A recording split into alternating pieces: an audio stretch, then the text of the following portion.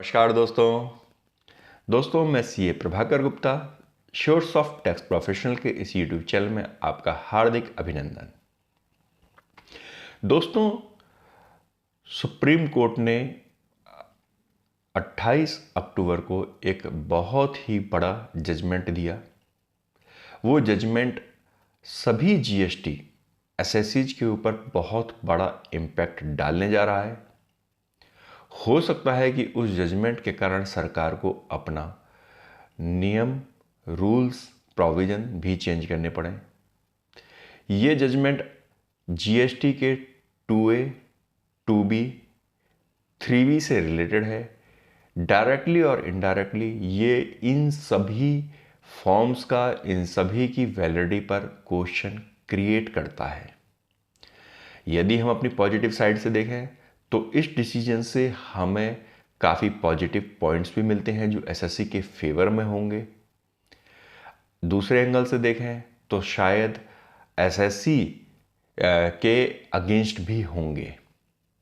दोस्तों, ये क्या डिसीजन दिया है सुप्रीम कोर्ट ने, आज हम इस वीडियो में डिटेल में डिस्कस करेंगे इस डिसीजन के बारे में। उससे पहले आपसे रिक्वेस्ट, आप हमारे चैनल को लाइक, शेयर और सब्सक्राइब कीजिए।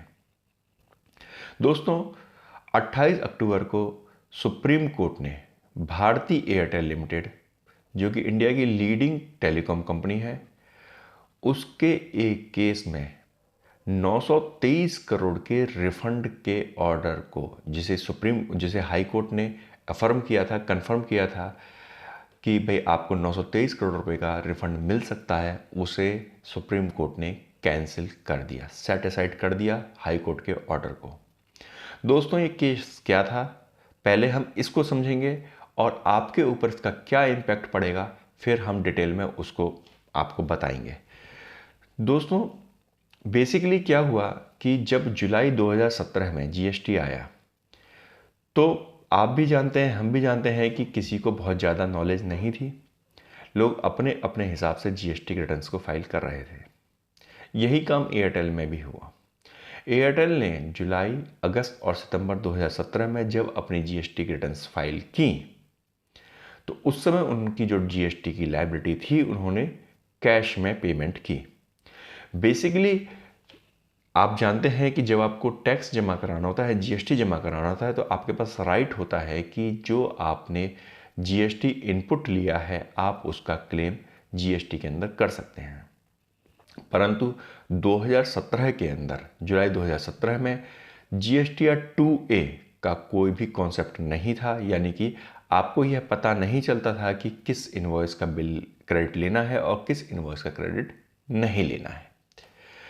तो एयरटेल ने क्या किया कि जो भी जुलाई, अगस्त, सितंबर में जो भी उनके रेवेन्यूज थे, तो उन्होंने कुछ इनवॉइसेज के तो क्रेडिट ले लिए, लेकिन चूंकि 2A नहीं था तो उनके यहाँ पे ऐसा कोई रिकन्सिलेशन नहीं हो पाया और उन्होंने 923 करोड़ रुपए का आईटीसी क्लेम नहीं किया, जिसको उन्होंने कैश के थ्रू पेमेंट कर दिया।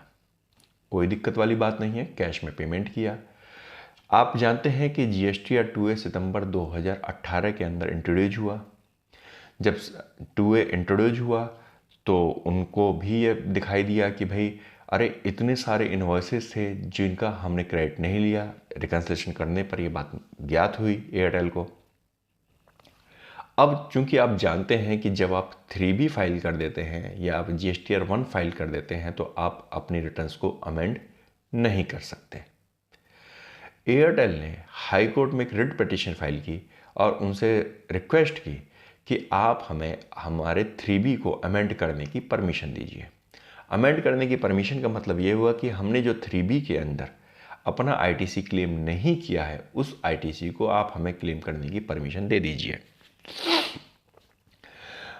उससे फ़र्क क्या पड़ता? उससे ये फ़र्क पड़ता कि जी अब वो जुलाई, अगस्त और सितंबर में अपनी आईटीसी को रिवाइज कर देते, तो जो 923 करोड़ रुपए उन्होंने कैश में पेमेंट किया था वो उनका आईटीसी से एडजस्ट हो जाता और 923 करोड़ रुपए ऑटोमेटिकली उनके कैश लेजर के अंदर रिफ्लेक्ट कर जाता।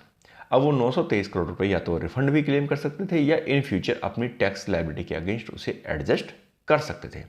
यानी अल्टीमेटली वो 923 करोड़ रुपए का उनको आईटीसी एडिशनल मिल जाता, जो कि वो नहीं ले पाए क्योंकि उस समय 2A 2B नहीं थे, रिकन्सिलेशन नहीं हुआ, इनवॉइसेज मिस हो गई, वो चेक नहीं कर पाए। तो 2020 के अंदर हाई कोर्ट ने डिसीजन दिया कि एयरटेल ऐसा कर सकता है, वो अपनी जो 3B है उसे रिवाइज कर सकता है। इस ऑर्डर के अगेंस्ट डिपार्टमेंट कोर्ट चला गया, सुप्रीम कोर्ट चला गया। डिपार्टमेंट का कहना यह था कि जी जो 3B इन्होंने फाइल की है वो सही है, हमारे लॉ में कहीं भी ऐसा नहीं लिखा हुआ है कि आप अपनी 3B को रिवाइज कर सकते हैं। काफ़ी हियरिंग्स हुई, हियरिंग्स के बाद में सुप्रीम कोर्ट ने जो डिसीजन दिया, अब मैं आपको वो डिसीजन बताता हूँ। सुप्रीम कोर्ट ने डिसाइड किया और डिसीजन दिया कि एसएससी को राइट नहीं है कि वो जुलाई, अगस्त और सितंबर के महीने की अपनी 3B को रिवाइज कर पाए। जी हाँ दोस्तों, सुप्रीम कोर्ट का कहना यह है कि एसएससी की ये रिस्पॉन्सिबिलिटी है कि वो सही इंफॉर्मेशन अपनी जीएसटी की रिटर्न्स में फाइल करे। अब आप हमारे हर शब्द पे ध्यान दीजिएगा। एसएससी की ये जिम्मेदारी है कि वह जीएसटी के अंदर जो इंफॉर्मेशन फाइल की जा रही हैं वो सही तरीके से फाइल करें। सुप्रीम कोर्ट ने कहा कि जो जीएसटीआर 1 है या 3B है या 2A है वो सेल्फ असेसमेंट बेसिस पर होती है। आपको अपनी इंफॉर्मेशंस को क्रॉस वेरीफाई करना है, चेक करना है और सही इंफॉर्मेशन इन रिटर्न्स में फाइल करनी है। इवन सुप्रीम कोर्ट ने एक बात और बोली कि जो 2A या 2B जो फॉर्म्स हैं जो जनरेट हो रहे हैं ऑटो पॉपुलेटेड, वो एक फैसिलिटी प्रोवाइड की गई है एसएससी को यह वेरीफाई करने के लिए कि भाई आपको किस चीज़ का क्रेडिट मिलना चाहिए। मीन्स क्योंकि बेसिकली उस समय 2B भी नहीं इंट्रोड्यूस हुआ था, तो हम सिर्फ 2A की बात करेंगे क्योंकि इस ऑर्डर के अंदर 2A के बारे में ही बोला गया कि 2A is providing the facility to SSC, यानी कि इसे फैसिलिटी प्रोवाइड करने के लिए है, ये कोई भी लीगल वैलिडिटी नहीं रखता है। 2A यानी 2A की अपनी कोई लीगल वैलिडिटी नहीं है। एसएससी को चाहिए कि जो उसके पास अपने डॉक्यूमेंट्स हैं उन डॉक्यूमेंट्स के बेसिस पे अपना आईटीसी क्लेम करे, जो कि एयरटेल ने नहीं किया। एयरटेल ये नहीं कह सकता कि जी 2A नहीं था इसीलिए अगर मेरी इंफॉर्मेशंस गलत गई है तो मुझे उसका क्रेडिट अलाउ किया जाए। इसके अलावा दोस्तों आपको याद होगा कि गवर्नमेंट ने दिसंबर 2017 के अंदर एक सर्कुलर इशू किया था जिसमें कि उन्होंने ये कहा था कि यदि आपकी पिछली रिटर्न्स में कोई गलती हो गई तो आप सब्सिक्वेंट पीरियड में अपनी रिटर्न्स को रेक्टिफाई कर सकते हैं, या आप ये कह सकते हैं कि वो एडिशनल इन्फॉर्मेशन आप उस रिटर्न के अंदर शो कर सकते हैं। मीन्स कि यदि अगर मैं एयरटेल के पॉइंट ऑफ व्यू से बात करूं तो एयरटेल अगर चाहती तो काम यह कर सकती थी कि जो जुलाई, अगस्त, सितंबर में उसने आईटीसी क्लेम नहीं किया, वो यदि उसे ये बात जनवरी 2018 में पता चली या फरवरी 2018 में पता चली, किसी भी महीने में जब उसे पता चली बाद में, तो वह उस आईटीसी को उन पर्टिकुलर मंथ में क्लेम कर सकती थी। परंतु एयरटेल को यह जानकारी मिली सितंबर 2018 के बाद, जब उन्होंने रिकन्सिलेशंस किए तब उनको ये पता चला। और जैसा कि आप जानते हैं कि आप जो क्रेडिट लेने की जो लास्ट डेट होती है वो होती है फाइनेंशियल ईयर ख़त्म होने के 6 महीने के अंदर अंदर, 30 सितंबर जो नॉर्मली डेट होती है। तो यदि हम फाइनेंशियल ईयर 17-18 के लिए बात करें तो उसकी जो लास्ट डेट थी क्रेडिट लेने की वो थी आपकी 30 सितंबर 2018, यानी कि जो सितंबर महीने की 3B जो फाइल की गई उस डेट तक आप क्रेडिट ले सकते थे। इसके बारे में हमने 2020-21 के लिए अभी हमने रिसेंट में एक वीडियो बनाई थी, आपने वो वीडियो देखी भी होगी। तो अब क्या हुआ कि उन्होंने सितंबर की जो रिटर्न थी 2018 की वो फाइल कर रखी थी, रिकन्सिलेशन किया उसके बाद में, अब वो अपनी रिटर्न्स में उसको क्रेडिट नहीं ले सकते थे। उनके पास सिर्फ एक ऑप्शन था कि वो बैक में जा करके अपनी रिटर्न को रिवाइज कर पाते, लेकिन सुप्रीम कोर्ट ने क्लियरली मना कर दिया कि आप अपनी रिटर्न्स को रिवाइज नहीं कर सकते। आप फ्यूचर में आप अपनी रिटर्न्स को अपडेट कर सकते हैं।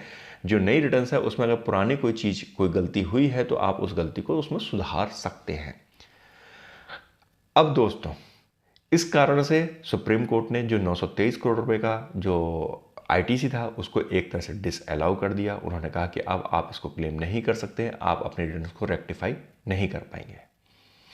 दोस्तों इसका इम्पैक्ट क्या है? सबसे पहला कि यदि आपने अपना आईटीसी नहीं क्लेम किया तो आप उस आईटीसी को फ्यूचर में क्लेम नहीं कर पाएंगे। मीन्स किसी भी फाइनेंशियल ईयर के लिए, यदि मैं फाइनेंशियल 21-22 की बात करूं जो करंट फाइनेंशियल ईयर चल रहा है, आपको अपना हर महीने आईटीसी क्लेम करना है। और यदि आपका कोई आईटीसी मिस हो जाता है तो आप फ्यूचर मंथ में आप उस आईटीसी को क्लेम कर लें। आपके पास जो मैक्सिमम डेट होगी वो है आपके पास सितंबर 2022 की, जब आप जीएसटी या 3B फाइल करेंगे उस डेट तक आप अपना क्रेडिट क्लेम कर सकते हैं।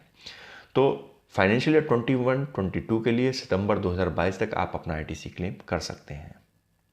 पहली बात तो ये हो गई कि आप रेक्टिफिकेशंस पुरानी डेट में कभी भी नहीं कर पाएंगे। दूसरा, सुप्रीम कोर्ट ने कहा कि जो 2A है, फॉर्म 2A, वो एसएससी को फैसिलिटी प्रोवाइड करने के लिए है, वो लीगल वैलिडिटी नहीं रखता।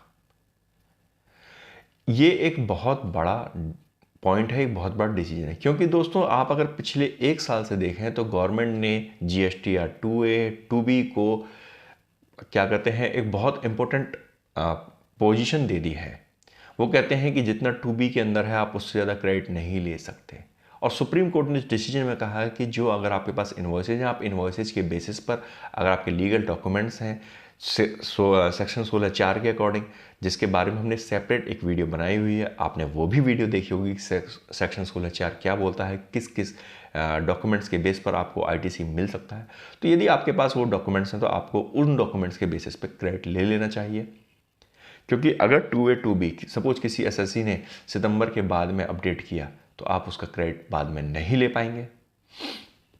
तो इसका मतलब यह हुआ कि 2A और 2B की कोई लीगल वैलिडिटी नहीं है।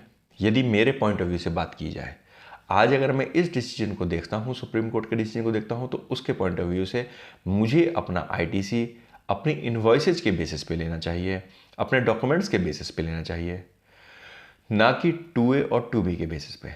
यदि कोई इन्वॉइस 2B में नहीं है और मेरे पास मेरे डॉक्यूमेंट्स वैलिड हैं, कौन कौन से डॉक्यूमेंट्स, मेरे पास टैक्स इन्वॉइस है, मैंने एक्चुअल में मटेरियल रिसीव किया है, उसके ऊपर कोई जो अगर डेबिट नोट या क्रेडिट नोट रेज हुआ है तो वो डेबिट नोट और क्रेडिट नोट मेरे पास में है, पार्टी ने मटेरियल को सप्लाई किया है, उसने उसका अगेंस्ट जीएसटी का पेमेंट भी कर दिया है, उसने अपनी जीएसटी की रिटर्न फाइल कर दी है सप्लायर ने, और मैं अपनी जीएसटी की रिटर्न को फाइल करूँगा ही करूँगा।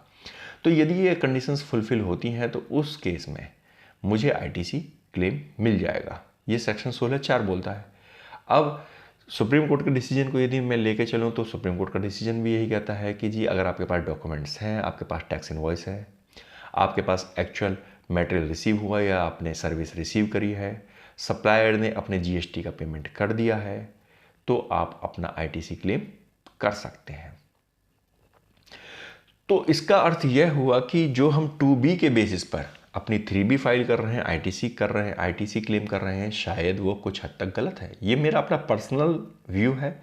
मे बी कि किसी और का कुछ अलग डिफरेंट व्यू हो, वो कुछ और बात इसके बारे में सोचे। लेकिन यदि मैं सुप्रीम कोर्ट के इस डिसीजन को लूँ एयरटेल के केस में तो वो ये कहता है कि जी अगर आपके पास इन्वॉइसेज पूरी हैं, आपके पास डॉक्यूमेंट्स पूरे हैं, तो आपको आईटीसी क्लेम कर लेना चाहिए।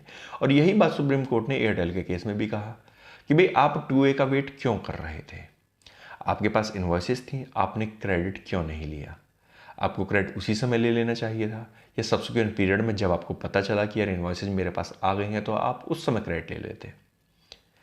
दोस्तों इसीलिए मैंने आपको शुरू में कहा था कि हो सकता है कि गवर्नमेंट अब इसके ऊपर कोई एक रूल बनाए, वो रूल्स के अंदर, प्रोविजंस के अंदर ये मैंडेटरी कर दे कि भैया हम 2B को ही फाइनल डॉक्यूमेंट मानेंगे, 2B या 2A कोई फैसिलिटेटिंग अथवा डॉक्यूमेंट नहीं है कि सिर्फ आप फैसिलिटी प्रोवाइड करा रहे हैं एसएससी को, ये एक लीगल डॉक्यूमेंट है। मे बी पॉसिबल ये इन फ्यूचर हो। दोस्तों आपको यह जानकारी कैसी लगी, आप हमें कमेंट ज़रूर कीजिएगा। और हाँ, आपका इस बारे में क्या व्यू है, आप इस केस के सोच करके आप क्या आपके मन में व्यू आते हैं, क्या विचार आते हैं, आपका क्या अपना ओपिनियन आता है, वो भी आप ज़रूर हमें बताइएगा। हमारे चैनल को लाइक कीजिए, शेयर कीजिए और सब्सक्राइब कीजिए। नमस्कार।